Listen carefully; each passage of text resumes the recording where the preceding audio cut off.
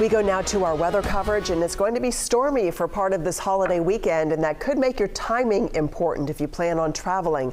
This is a live look right now over Highway 50 in Rancho Cordova, I-5 in Sacramento, and Interstate 80 in Soda Springs. So with more on what we can expect for the weekend, let's check in with our chief meteorologist, Mark Finan. And today we have seen a lot of cloud cover in the area, but it has been dry. But this area will bring us some rain tomorrow.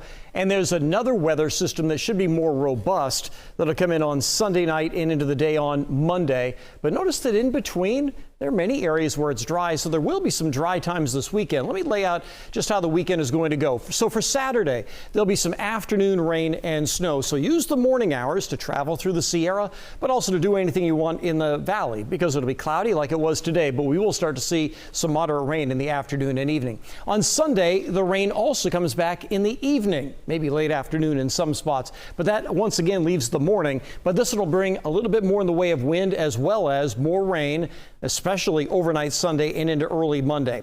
And if there's one time that we're most looking at over the next couple of days, it'll be very early Monday morning when you have the possibility of some bands of heavier rain that could impact some of the area roads first thing on Monday morning, like before the sun comes up. But there will be some dry times this 3-day weekend as well. I'll walk you through all of that coming up in just a couple of minutes. All right, Mark.